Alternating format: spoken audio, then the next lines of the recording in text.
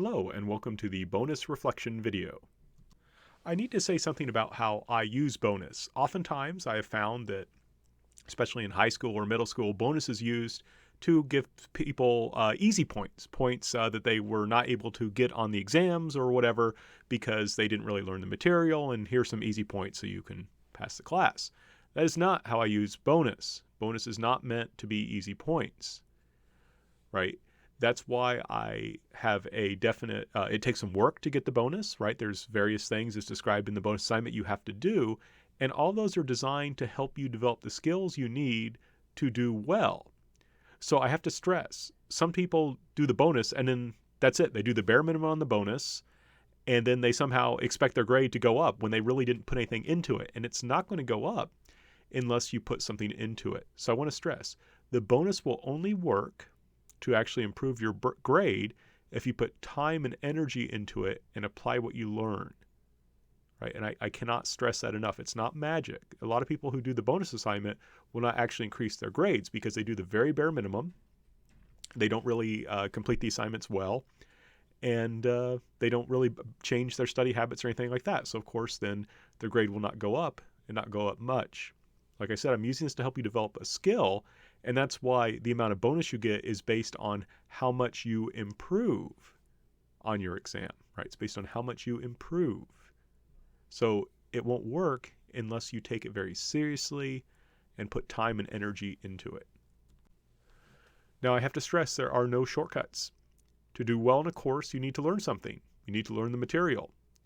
Learning takes effort and time is limited. So in order to make more time to study, that means you have to give up time from something else. That may mean less socializing. That may mean working less hours. It may mean less watching TV or playing video games or whatever. But I have to stress, you can only improve your grade if you learn the material. Learning takes effort and time. Time is limited, so you have to make a conscious choice to make the time to study.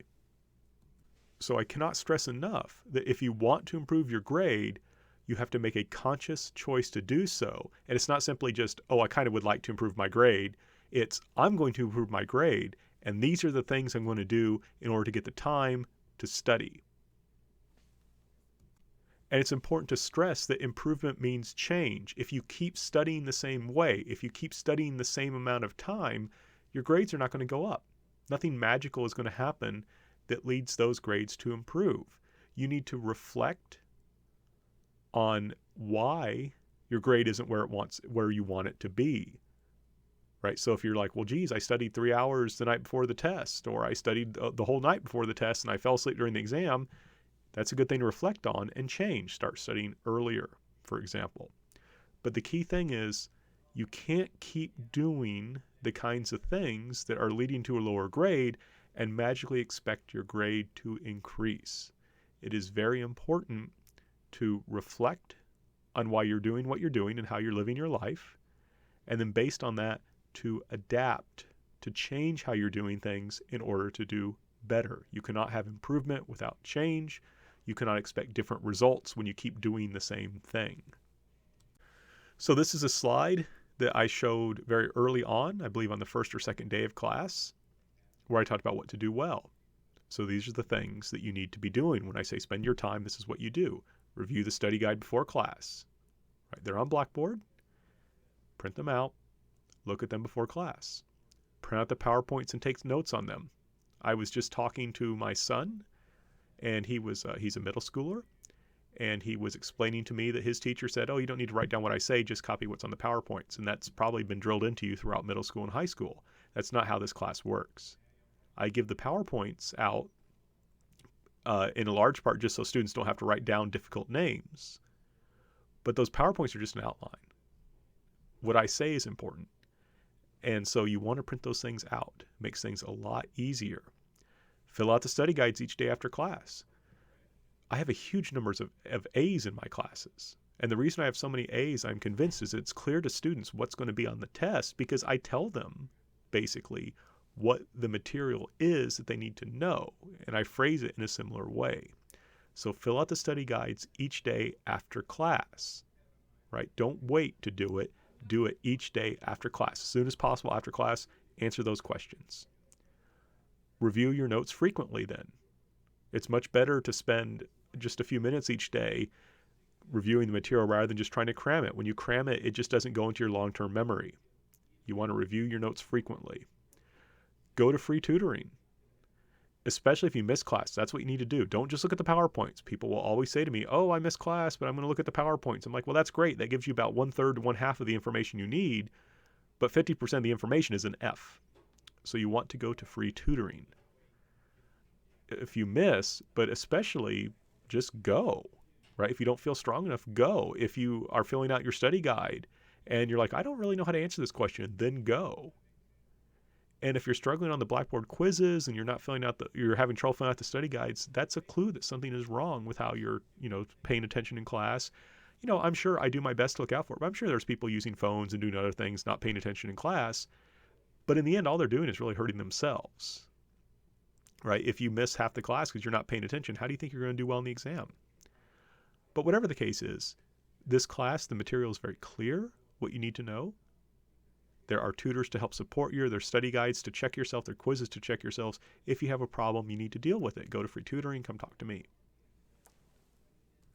Now, why is all this important? Well, first of all, right, if you want to maintain a scholarship, you need to have high grades. If you want to get into a professional school, you need to get the grades. If you want to successfully complete college, you need to get the grades. And nothing is sadder, I think, than in terms of a college career than when you have a student who will go to college for a year or so, flunk out, and so they are stuck with debt, but they didn't successfully complete college, so they're not going to get that extra earnings to pay off that debt. It's very sad. If you want to avoid that, now's the time to really work on that, right? To do all these different things, to really put your mind to it, to work hard, to devote the time to successfully completing this course the highest grade possible. The skills that you get from that, the habits you develop, will help you then to complete college. And that will put you in the best position you can be in order to successfully get the career of your dreams, to land that dream job. You got to think about it, right? You're going to be competing with people for a job. If you're not a hardworking person, if you're not a person with initiative, if you're not a person who does not take advice well, they're not going to want to hire you. Someone else will get your dream job. And I want to stress, right? Going back to that previous slide, if you're not willing to print out study guides, if you're not willing to take the time to fill them out, if you're not willing to take the time to, print out the PowerPoints and take notes on them, what does that say about your work ethic? And if you don't have a good work ethic, how do you expect to get a job, keep that job, and be promoted at that job? I mean, maybe you know someone, maybe you've got a rich uncle who's going to hire you and, then good deal. But you maybe don't.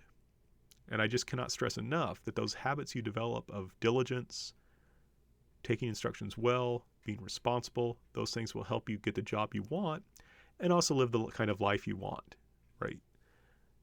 So those are the things to think about, right? This is all very important. You may not really realize it now, but I realize this because I have taught hundreds of freshmen. And I've seen people go from freshmen to seniors to graduates to people getting their dream jobs. And I want you to be among them, right? So it may not seem like much, but just the few hours extra hours you can find to devote to this course can make a huge difference to your life, because it will mean succeeding in college, getting the career you want, and having a happy life. And the key thing now is it has to start now and it has to continue, right? People, a lot of times when they hear a video like this or they hear a talk, they're ready to go for about an hour and they stop. So the key thing is this needs to start now. It needs to continue. And one thing I really want to stress is even over breaks. I think the best way to spend a break, and by that I mean when there's a Thanksgiving break or something like that, is you should sleep and work, right? Breaks exist to catch up on your sleep. No one works well when they're too sleepy. And to catch up on work if you're behind and get ahead if you're not. Right? One key thing to doing well in college and just doing well in life is delayed gratification, is the ability to deny yourself a pleasure now so you can work and then have a better future. So I want to stress, if you want to do well, it is your choice. The tools are here to do well. There's many people who want to see you do well and who will do what they can to help you do well. The choice is yours, whether or not you want to work at it. But it's a choice that you have to make now. And you have to continue making that choice, in a sense, every hour of every day. All that being said, good luck. I hope you will do better on the next exam. And I will see you in class.